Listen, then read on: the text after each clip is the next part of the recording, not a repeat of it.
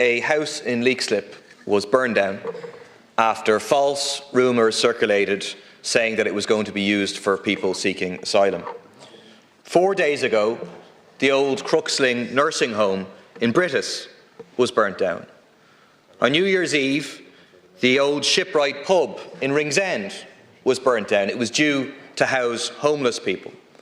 We have seen 26 arson attacks in the last 5 years against premises rumoured to be used for asylum seekers. The pattern is very, very clear. A rumour starts, true or false, suggesting a property is going to be used. Far-right activists, people like Philip Dwyer, Gavin Pepper, Fergus Power, are quick to the scene. A few days later, it is burnt down. We should call what we are seeing what it is.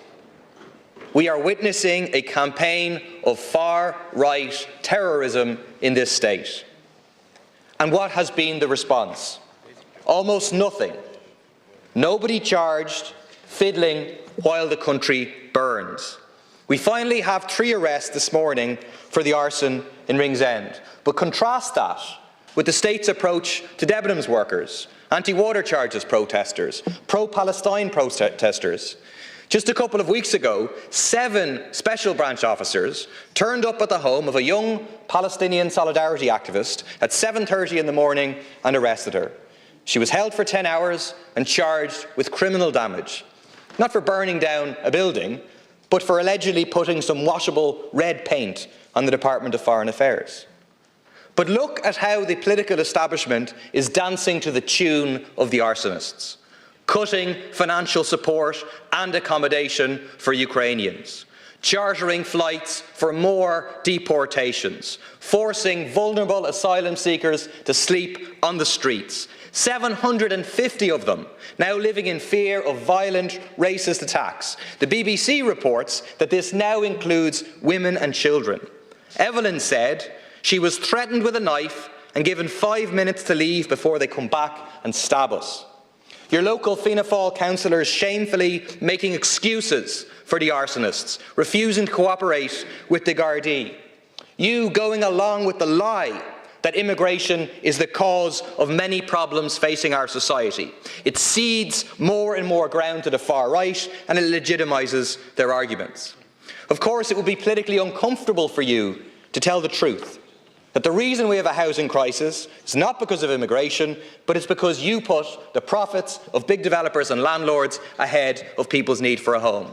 We have a health crisis because you put the private hospitals and the insurance companies first. We have deep inequality. We have neglected communities because of Fianna Fáil and Fine Gael, which have run the state since its foundation. That is why ordinary people need to take a stand against the terrorism of the far right, against the racism, homophobia, sexism and hate that they try to spread, and against the housing crisis and inequality that you have created. It is why they will stand together on Saturday the 2nd of March, 1:30 p.m. at Parnell Square. Now, Deputy, can I just say to you, you've named 4 individuals who are frequently named in the public media, and that's fine.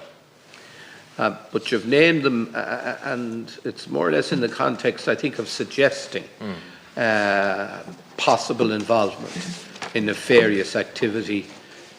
In other words, the burning down of buildings. That's not in order, if that's what you were suggesting. No. Well, I'll repeat what I said if you want. It's open to that conclusion. I said the pattern is very clear, it is. Just be very careful, please, Deputy. Minister.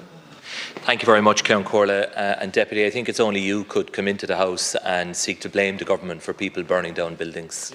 You know, that was an outrageous contribution, and you've actually made the work of the Gardaí more difficult and the work of our criminal justice system to secure successful prosecutions for people who are conducting criminal acts. And I don't think you've done anyone any service with the contribution that you've just made in that regard. We utterly condemn any criminal act where properties are being deliberately set on fire. It is arson, it is a criminal act, and the Gardaí are investigating. You've acknowledged arrests have been made today in one particular case, but the best thing that we can do is to reaffirm our support for the work of An Garda Síochána. that we will give them the necessary resources and whatever support that they need to do their work. These are difficult crimes to solve. Let's be honest, but they will do everything they possibly can to solve them and to send files to the DPP and ultimately achieve convictions. So I think it's important that we do stand together and provide our support, because these are heinous crimes that could not just end up in damaging or destroying property, but could end up taking human life. And that is the real risk that we are very concerned about, and I know you are concerned about as well. As a government, we have responded as comprehensively as we can with the support of the people to a wave of migration that we have had to respond to because of the war in Ukraine. Primarily, about 100,000 people from Ukraine have come to Ireland over the last 2 years because of Putin's invasion of that country. And our country has responded generously, as I think is befitting of the people that we are and the generosity of our nation. About 75,000 of these arrivals are currently being accommodated in state-provided accommodation. And in addition, we had last year over 13,000 applications for international protection here in Ireland, which was an increase on the 2019 level, the most comparable year recently, of about 177%. So there are nearly 27,000 people being accommodated in the IPAS system, compared with just over 19,000 at this time last year. So there is pressure on the system. We acknowledge that. Our population is growing. We have people coming here not just seeking international protection or seeking shelter from the war in Ukraine, but people coming here to avail of the employment opportunities that are in Ireland and indeed the quality of life as well.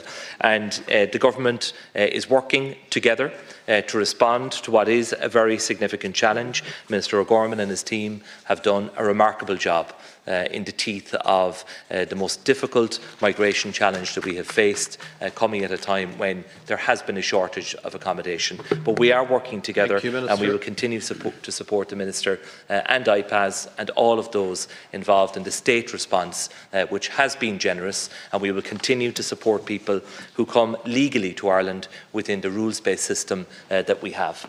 Now, Deputy Murphy, will you adhere to the minute that's available, please? Minister, I'm not blaming the government for the burning down of these buildings. I'm not sure where you got that impression. Those who are responsible for burning down the buildings are those who burnt down the buildings, and the far right, who are whipping up false fears, spreading hatred, spreading division, and creating an environment where this can happen. But what I am asking you is why, after 5 years of a terrorist campaign by the far right in this country, there has not been a single charge of arson. I am asking. You are saying very, very difficult crimes to solve and so on. Well, let me tell you now, any potential building to be used for asylum seekers is in threat of being burned down. The state needs to be present. You have to protect the buildings. Whatever about solving the crimes that have taken place, can you please give a commitment that the Gardaí will be present to stop these buildings being burned down? Will you take people off the streets? They are in danger.